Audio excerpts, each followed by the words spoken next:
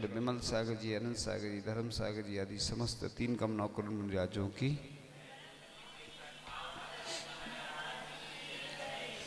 कई लोग हमारे पास आते हैं और प्रश्न करते हैं कि माला कौन सी फेरना चाहिए, कब फेरना चाहिए, कौन सी माला अच्छी रहती है। तो जब अलग से व्यक्ति आते हैं हमारे पास उतना समय नहीं रह पाता है कि हम उतना डिटेल में बता पाएं, लेकिन आज हम बताते हैं कि माला सबसे अच्छी कौन सी होती है।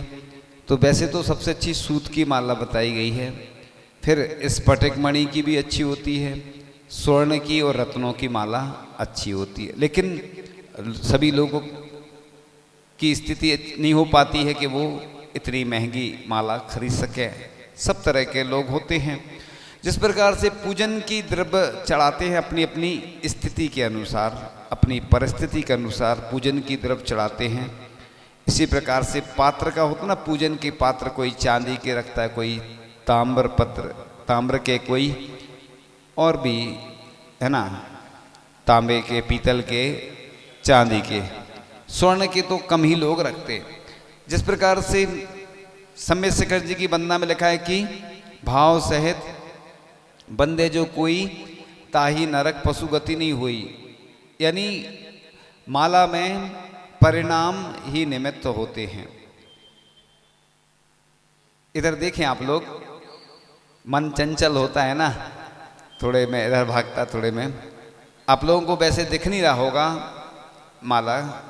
माला तो दिख रही होगी, लेकिन फिर भी जैसे अपन हृदय की ओर ऐसे करके माला, और जो मेरू है उसके आगे से जैसे शुरू किया, ये तो हम देख करके बता रहे हैं, ऐसे नहीं फेरना माला। मतलब ये तो एक तरीका नहीं, पूरी फेर के नहीं बताएंगे माला, नहीं तो बहुत सारा।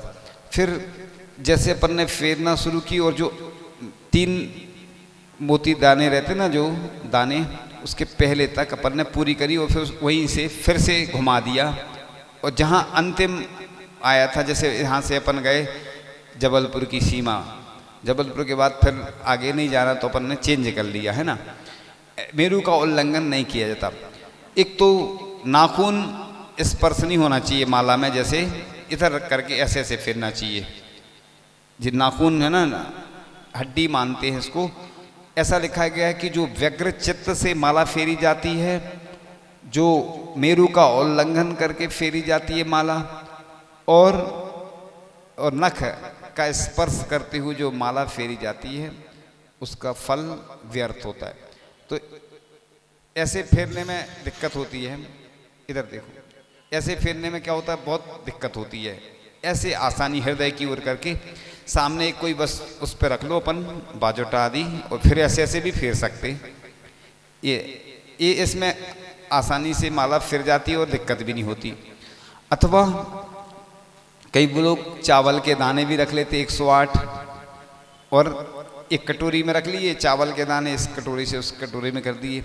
अथवा पंचकल्याणक जब होते हैं तो पूज्य आचार्य श्री या हम लोगों को कई बार प्रतिष्ठाचार्य लौंग दे देते हैं 108, इधर से इधर हम लोग करते जाते। तो एक तरीका है। कई लोग तो कंकड़ से भी गिनते थे, और भी जब माला से नहीं गिनना हो तो ऐसे किसी भी वस्तु से गिन सकते हैं। माला बनी काष्ठ की, जा में डाला सूत, माला बेचारी का करे जपने वाला कपूत। तो माला से कुछ नहीं होता है, तुम चाहे सोने की माला फेरो, चाहे चांदी की, मन लग नहीं रहा तो मन चंचल रहता है। हमने एक दृष्टांत कुछ दिन पूर्व सुनाया था। तो माला कोई भी हो, मेन माला की अपेक्षा परिणाम अच्छे होना चाहिए अपने। तो हाथ से भी आचार्य ऋषि कैसे गिनते हैं, तो अपने अपनी उंगली दाहिने हाथ पे रखो, इधर से शुरू करना, इससे इधर से 1 2 3 4 5 6 7 8 9, पहले ऊपर जाना, फिर नीचे आना, फिर ऊपर जाना, उल्टा ऐस बनता है। ये है आरोहण अवरोहण विधि। अब कई लोग कहते हैं हमारा ओम बनता, ये हमारे पास तो लगभग 35 प्रकार की विधियां हैं। जिससे कलश बनता, कहीं कुछ बनता। आचार्य सी का ये तरीका हमने बता दिया, क्योंकि सर्वश्रेष्ठ आचार्य भगवान है अपने लिए। हम तो ऐसे ही देते हैं, पहले हम नहीं जानते थे, जब हमें महाराज जी ने बताया कि आचार्य सी ऐसे देते तो हम वैसे ही देने लगे, क्योंकि आचार्य सी का तरीका सर्वश्रेष्ठ तरीका है। तो इसको बोलते आरोहण अवरोहण विधि। 9 बार इसमें और 12 बार इसमें। तो 9 और 12 का गुणा कर दो तो कितने हुए?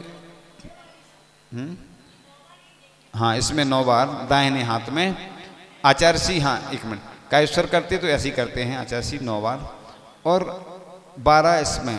तो 9 का 12 में गुणा कर दो। इसमें तो कैसे भी गिन लो, इसका ज़्यादा महत्व रहता है। तो 12 × 9 यानी 12 × 9, आधी हिंदी आधी इंग्लिश बोल रहे हैं। तो 12 का 9 में गुणा करो तो 108 बार। तो इसमें आरोहण अवरोहण विधि उल्टा ऐस बन जाता। ये तरीका आचार्य सी का है। आपका जो भी तरीका आपको अच्छा लगे वो अपना लें, इससे कुछ होना नहीं ज़्यादा। ये तो एक मन लगाने के लिए, कोई मैन तो गिरना है। अब कई लोग के मन में प्रश्न आता है कि सूतक में क्या करें। तो सूतक में अगर घर की माला है तो अपन फेर सकते, बाद में शुद्ध कर ले। मंदिर की माला तो स्पर्श के लिए मना है, क्योंकि मंदिर की जो माला आदि होती है शुद्ध होती है। अपन को एक काम और बहुत अच्छा करना चाहिए। आजकल उपरत्न आने लगे, तो मंदिर में जो माला रखी रहती है ना, तो कहीं कांच की रहती हैं। ऐसा लिखा है कि जो माला गड्ढे वाली हो, टूटी फूटी हो, कांच की हो, लकड़ी की हो, इनका फल व्यर्थ लिखा है। ये कहीं ऐसे अपने मूल ग्रंथों में नहीं मिलता है, कई अन्य जगह मिलता है। लेकिन अच्छी वस्तु, जब अपन भगवान की वेदी अच्छी बनाते, प्रतिमा अच्छी रखते, अच्छे पात्र रखते, तो मंदिर की माला भी कई जगह हमने परिवर्तन करवाई। यहाँ भी अगर व्यवस्था हो जाए तो आप लोग अपनी अपनी तरफ से, है ना, थोड़ी थोड़ी माला भी परिवर्तित करेंगे तो पूरी माला हो जाएंगी परिवर्तित, है ना। उसकी अलग से हम आपको बता देंगे, ठीक है। तो लोगों के मन में यही प्रश्न आता है कि हाथ से जब फेरते हैं, मेरू पे क्या पढ़ना चाहिए? तो सम्यक दर्शन, सम्यक ज्ञान, सम्यक चारित्र, ये 3 पढ़ते हैं अपन। हाथ में कोई जरूरी नहीं है, क्योंकि हाथ में वो माला का एक बॉर्डर बनाया जाता है। कोई रात में माला फेर रहा, अगर मेरू नहीं आएगा तो कितनी माला फेरता जाएगा पता ही नहीं चलेगा। इसलिए वो बॉर्डर, जैसे अपना घर और पड़ोसी का घर होता है ना, बॉर्डर बनाया जाता है। इसी प्रकार से माला के बीच में एक वो मेरू के माध्यम से एक याद रहता है कि अंधेरे में भी माला फेरोगे तो अपन को मेरू बीच में आएगा, एक माला पूर्ण हो जाती है। तो सम्यक दर्शन, सम्यक ज्ञान, सम्यक चारित्र पढ़ते हुए हाथ से फैलते हैं तो कोई जरूरी नहीं है, बॉर्डर पे वही, क्योंकि सम्यक दर्शन ज्ञान चारित्राणी मोक्ष मार्ग, तत्वार सूत्र का पहला सूत्र है। तीनों की एकता ही मोक्ष का मार्ग है। तो मुनि महाराज के पास रत्नात्रय होता है, इसलिए उसकी प्राप्ति के लिए श्रावक आदि वो ऐसा उस पर खाली रहेगा तो उस पर पढ़ लेते हैं। और कौन सी माला अच्छी रहती, तो हमने बता दिया कि सोने की माला, रत्नों की माला, चांदी की माला। लेकिन माला पोली नहीं होना चाहिए, क्योंकि पोली माला अच्छी नहीं मानी जाती। और जैसे अपन माला फेर रहे ना, तो इन ऐसे करके अंदर की ओर ही फेरना है इसको, माला को, जैसे अपन है ना ऐसे ऐसे, है ना। और इन्हीं दोनों उंगली पर रख के फेरना चाहिए। बाकी तो उंगलियों का फल ठीक नहीं लिखा है, उसके बारे में हम ज़्यादा डिटेल में इसलिए नहीं बताते, सीधा सीधा हम शॉर्ट एंड स्वीट बताने का प्रयास करते, क्योंकि लोगों के पास सुनने का भी कम समय रहता है और हमारे पास बोलने का भी समय कम रहता है। ये तो पूरी दुनिया जानती है और आप लोग भी जानते हैं कि आज के समय में सुविधाएं ज़्यादा होंगी, उतनी उतनी दुविधाएं होती जा रही हैं, सुनने वाले कम होते जा रहे हैं। क्योंकि जितनी सुविधा होती जाती उतना लोग कम मेहनत परिश्रम करते हैं, स्थितियां परिस्थितियां बदलती जा रही हैं। इसलिए इसमें विवाद करने की कोई आवश्यकता नहीं है, जिसकी जैसी अनुकूलता हो। हाँ, मंदिर में जो माला रखी रहती है सूत आदि की, तो उनको पहले गीला आदि करके 16 की अवस्था में जनवाणी भी स्पर्श नहीं करना चाहिए, जिसमें अगर कपड़ा लगा हो। चमर भी है ना, चमर में वो फुंदा लगा रहता, अगर अभिषेक करते हैं तो उसके बाद प्रतिमा का स्पर्श नहीं करें तो बहुत अच्छा है। इन पे विवाद नहीं करें कोई भी, क्योंकि ये अपना विवेक है कि 16 का ध्यान रखना है, तो दूर से चमर ऐसे स्पर्श ढुराते हैं तो उसमें कोई दोष नहीं है, लेकिन वो स्पर्श हो जाता है तो विकल्प तो आते लोगों के मन में। कई जगह लोग ऐसा बोलते हैं कि सोले में है तो हम नहीं छुएंगे, तो ये अपना विवेक है, इसमें विवाद की कोई आवश्यकता नहीं है। चाहे चमर वाली बात हो, चाहे माला वाली बात हो, चाहे जिनवाणी वाली बात हो। हाँ, और कई जगह लोग कोरा कपड़ा जो रहता है ना उसको शुद्ध मानते। हाँ, व्यवहार में लौकिक में वो शुद्ध है, लेकिन जब तक आप उसको धोएंगे नहीं तो शुद्ध नहीं होने वाला। कई लोग ऐसा करते हैं, उनकी ये सबसे बड़ी भारी भूल है। कपड़ा जब भी शुद्ध होता है जब वो धुलता है, धुले बिना और एक बार अगर आपने उपयोग कर लिया तो उसको फिर दूसरी बार उपयोग नहीं कर सकते, उसको फिर से। हाँ, तुरंत तो कर सकते थोड़ा बहुत, जैसे अपने थोड़ी देर के लिए कुछ चेंज किया वो फिर से, वो अलग बात है, लेकिन बार बार उसका उपयोग जब भी कर सकते हैं जब उसको धोएंगे। तो ये विवेक अपन को लगाना है। अब लोगों के मन में ये प्रश्न आ रहा है कि जब बड़े बड़े पंचकलक होते, बड़े बड़े विधान होते हैं तो उसमें शुद्धि नहीं रहती है। उसमें मंत्र शुद्धि ही काम करती है, क्योंकि इतने बड़े आयोजन में शुद्धि कोई रख ही नहीं सकता। लेकिन प्रतिदिन जब अभिषेक करते हैं, आहार देते हैं, तो उसमें शुद्धि का पालन अच्छे से करना चाहिए। लेकिन जब भगवान के आहार आदि होते हैं तो उसमें जो मंत्र शुद्धि वही उपयुक्त रहती है। तो अपन अभी चर्चा कर रहे थे कि अब देखना, जब अपन माला फेरते हैं तो चिकित्सा भी होती है।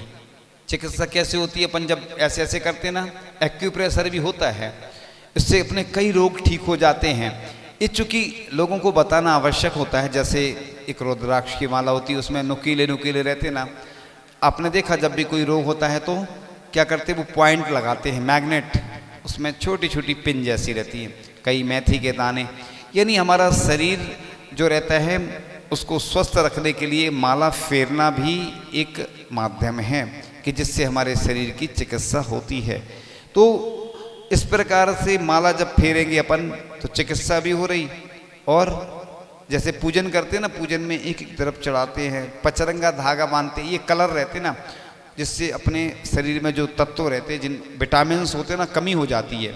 जो मेडिसिन लेते हैं ना, मेडिसिन दवाई क्यों लेते हैं बताओ?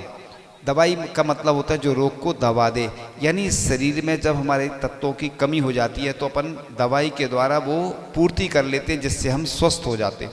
इसी प्रकार से जब हम बादाम चढ़ाते हैं, हमने बादाम का आकार देखा कैसा रहता है? आँख के आकार का, आँखों को फायदा करती है। अखरोट का संबंध कैसे रहता है? मस्तिष्क से। पहले की महिलाएं चक्की पीसती थी, ऐसे चक्की चलाती थी, आटा पीसती थी, मतलब गेहूँ पीसती थी, और कुएं से पानी भरती थी तो एक्यूप्रेशर अपने आप हो जाता था, हाथ से खींचती थी। इसलिए लिखा है ना, पैदल चलने से भी एक्यूप्रेशर होता है। ये सब चाहे भले ही आज उसको चिकित्सा के रूप में स्वीकार कर ले आप लोग, लेकिन पहले अपने आप ऐसे एक्यूप्रेशर होता जाता था। चाहे माला फेरें, चाहे पूजन करें, चाहे कुएं से पानी खींचें, चाहे पैदल विहार करें, ये सब साइंटिफिक रीज़न है। आपने देखा होगा कि गर्मी में पीले या लाल कलर के फल आते हैं, क्योंकि गर्मी का प्रभाव ज़्यादा रहता है। और आपने देखा होगा कि ठंड में सफ़ेद आते हैं, जैसे अमरूद आदि। ये इसलिए बता रहा है कि हर चीज़ में बिल्कुल वैज्ञानिक कारण होता है, और अपने आप प्रकृति के द्वारा अपनी चिकित्सा होती रहती है। इस प्रकार से जब हम पूजन आदि करते हैं, हमने एक दिन बताया था, चावल चढ़ाते, एक डॉक्टर ने सिद्ध किया कि चावल नेगेटिव एनर्जी खींचता है। चावल हम किसको अर्पित कराते? भगवान को, यानी अपनी पूरी नेगेटिव एनर्जी भगवान को अर्पित कराते हैं, यानी हम स्वस्थ हो जाते हैं। भगवान को जब भी हम कोई वस्तु अर्पण करते हैं तो माला फेरत युग गया, गया ना मन का फेर, कर का मन का डारे के मन का फेर। तो इस तरीके से चाहे कोई भी माला फेरी जाए, सभी लाभदायक हैं। और ऐसा कहीं नहीं लिखा है कि यही माला फेरी जाए, अपनी अपनी क्षमता के अनुसार। सबसे बड़ा तो परिणाम है। अपन कितनी भी माला फेर लो। एक व्यक्ति थे कुंडलपुर में, हमने देखा माला उनकी चल रही थी इतनी स्पीड में, जैसे एक ट्रेन चलती, दुरंतो एक्सप्रेस, शताब्दी एक्सप्रेस। तो ऐसी कम से कम आचार्य श्री के अनुसार तो ऐसा बोलते आचार्य श्री कि सामयिक में 5 माला फेरना, ब्रह्मचारी अवस्था में ऐसा बताया था। महाराज भी 5 माला फेरते हैं। 10 मिनट में एक माला। अब सामान्य ग्रस्त हैं तो उनकी स्पीड ज़्यादा रहती है तो 7 मिनट, और कोई की और ज़्यादा स्पीड है तो 5 मिनट। अपनी अपनी क्षमता के अनुसार ही फेरना चाहिए।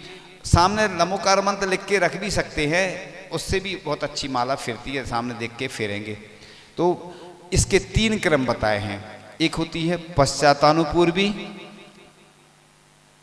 एक होती है पूर्वानुपूर्वी।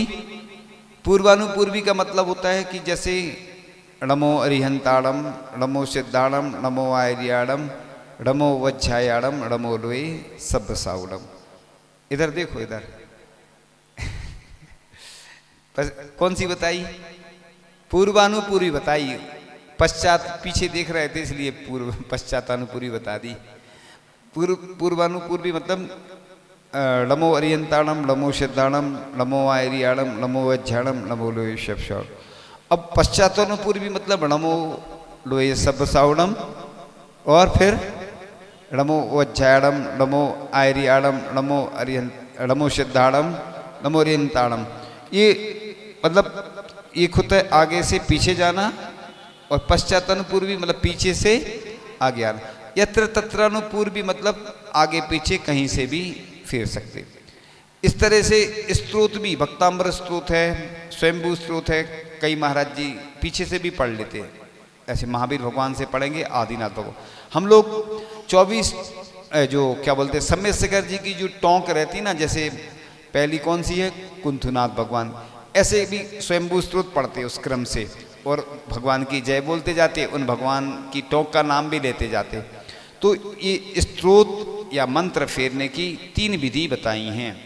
पश्चातानुपूर्वी, पूर्वानुपूर्वी, यत्र तत्रानुपूर्वी, यानी 3 विधि से अपन पढ़ सकते। नमोकार मंत्र एक ऐसा मंत्र है जिसको कहीं से भी अपन पढ़ लो, कोई दिक्कत नहीं है। अन्य मंत्र उल्टे सीधे नहीं पढ़ना, नहीं तो ऊपरी बाधा हो सकती, कोई समस्या आ सकती है। ये मंत्र बहुत पावरफुल होते हैं। जैसे मंत्र का अर्थ होता है, जैसे राजा का मंत्री होता है ना, बस जब संकट में राजा आता है तो वो क्या करता है, एक शुभम चक्रवर्ती की कथा आती है कि राजा को वह खीर बनाकर लाता है, और खीर बनाकर लाता है तो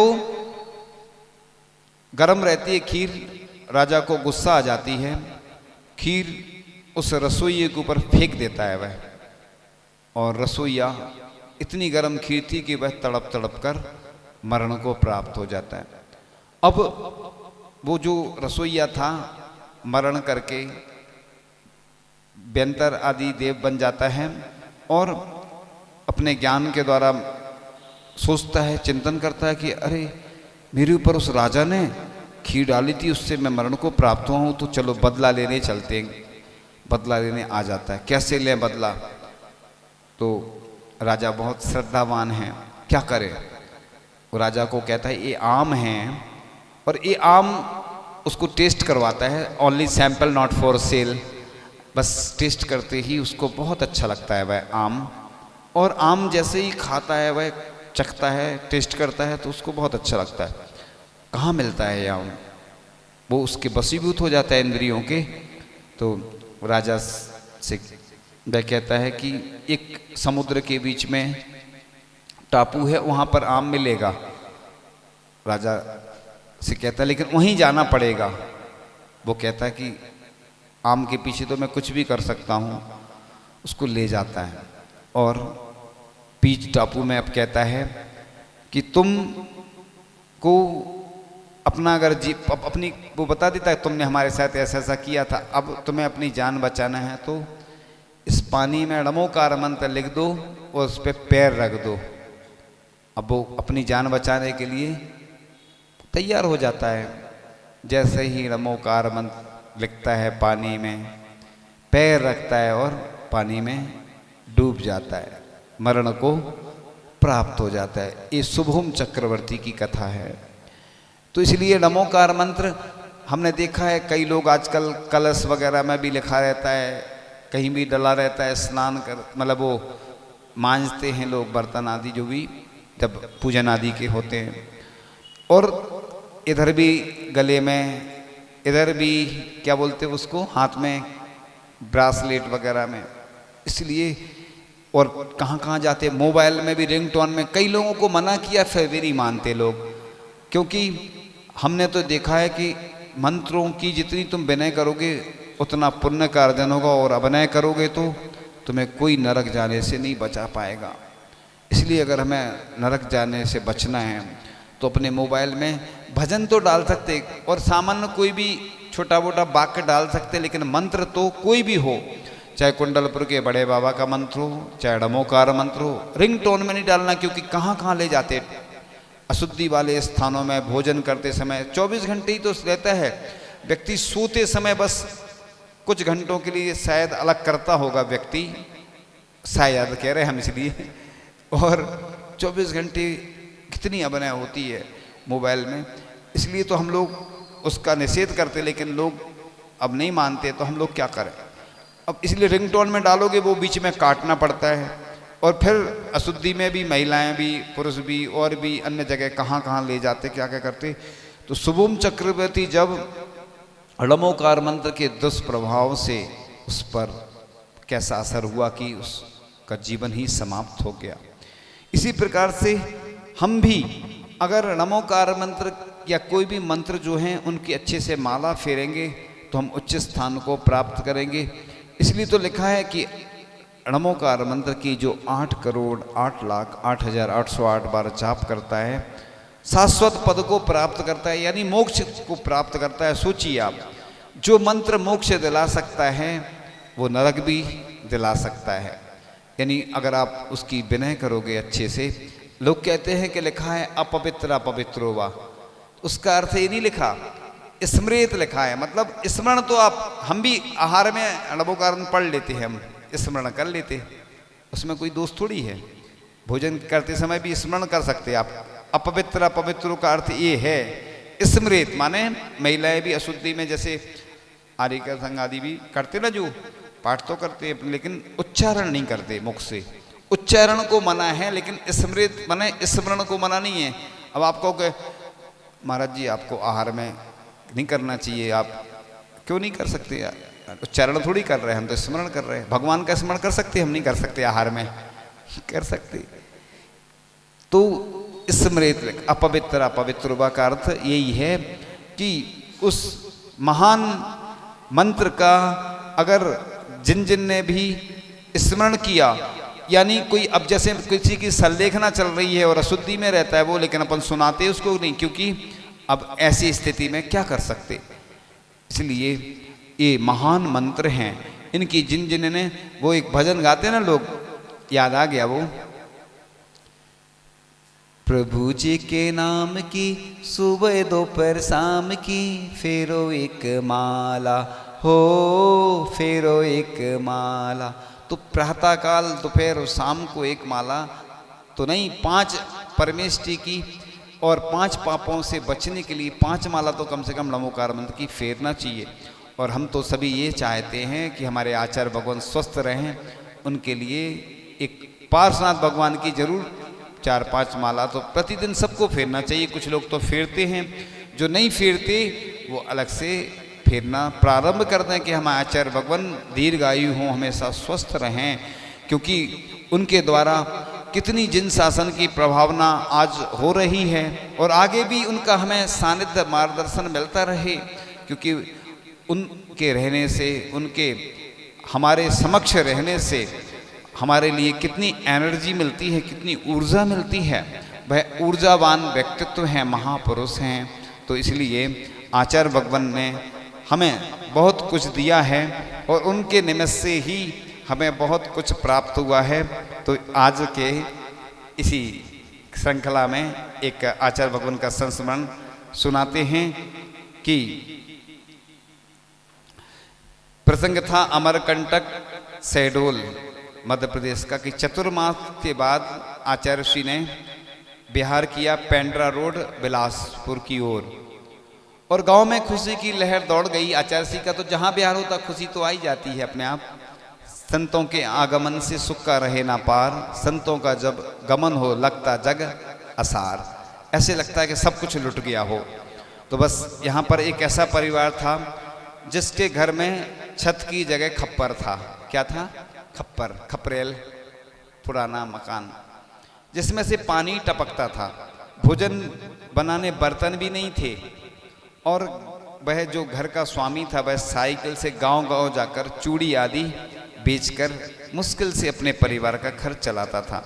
आचार्य भगवान के आगमन का समाचार सुन उसकी पत्नी ने चौका लगाने की भावना व्यक्त की और पति बोला, ना बर्तन ना राशन और ना ही खड़े होने के लिए सूखा कोई स्थान है, ऐसे में कैसे करेंगे, रहने दो। पर पत्नी का मन नहीं माना और आस पड़ोस का सहयोग लेकर शुद्ध आहार तैयार कर लिया और पति पत्नी दोनों पड़गहन करने खड़े हो गए। पति मन में विचार करता है कि मंदिर से इतनी दूर घर है हमारा, विहार करके आए हैं साधु, कोई मुनिराज शायद ही यहाँ पहुँच पाए। भावों का क्रम जारी रहा और आचार्य श्री जी चर्या के लिए मंदिर जी से निकले। मार्ग के श्रावक आह्वान कर रहे हैं पर वह एरिया पथशुद्धि से आगे बढ़ते ही चले जा रहे हैं और बढ़ते गए और उन्हीं श्रावक के पास खड़े हो गए और मानो चंदना के पास, कौन कहता है मुनिराज आते नहीं, चंदना की तरह तुम बुलाते नहीं। आचार्य भगवान उसके सामने खड़े हो गए और दंपत्ति दोनों थे पति पत्नी, उनके आंसुओं की धार बह निकली। मान लो वह कह रही हो, कौन कहता है आचार्य भगवान अमीरों के यहाँ जाते हैं, अरे जिसके यहाँ आचार्य भगवान के पावन चरण पड़ते हैं वे अमीर बन जाते हैं। तो ऐसे गरीब व्यक्ति जिनके यहाँ कुछ नहीं था और उन्होंने आंसुओं से पाद प्रक्षालन किया एवं पूजन संपन्न की और अंजलि के नीचे पात्र के स्थान पर कढ़ाई रख दी, कढ़ाई, और आहार शुरू हुआ नहीं कि बारिश शुरू हो गई। जहां गुरुवर खड़े थे उस स्थान को छोड़कर कई स्थानों पर पानी टपक रहा था और पर गुरुवर के आहार मंद मंद मुस्कान के साथ सानंद संपन्न हुए। आचार्य श्री जी वापस आकर मंदिर के बाहर बने मंच पर विराजमान होकर बोले, आज सभी दाताओं ने बहुत शांति से आहार कराए, आज तो ऊपर से बारिश हुई और चौके वालों की आंखों से भी बारिश हुई। ऐसा आचार्य भगवान ने बोला। देखो कितना मनोहर दृश्य रहा होगा। इसीलिए लोग कहते ना कि आचार्य भगवान किसके, बड़े लोगों के यहाँ जाते, आचार्य भगवान जिसके यहाँ जाते वो बड़ा हो जाता है अपने आप, क्योंकि उसकी ख्याति प्रसिद्धि पूरी दुनिया में फैल जाती। आपको तो मालूम है प्रसिद्धि कैसे फैलती है आजकल, तुरंत खबर हो जाती ना, पूरी दुनिया में नाम हो जाता कि आज किसके यहाँ आचार्य भगवान का आहार हुआ। क्योंकि ऐसे विरले संत हैं जिनको एक एक ग्रास के लिए लोग लालयत रहते हैं, तरसते हैं कि उनको हमें एक ग्रास ही देने मिल जाए। इस प्रकार से बहुत दिनों से संस्मरण की श्रृंखला नहीं जारी हो पा रही थी। अब एक भजन के साथ चर्चा करते हैं। हे वेद्य गुरुवर, हे वेद्य गुरुवर, शरणा तुम्हारी है सुख का समुंदर, सबसे है ऊंचा गुरु नाम प्यारा, जो भी जपे तो मिले भव किनारा। हम भी तो आके गुरु नाम ध्याके, मन को बनाए मुक्ति का मंदिर।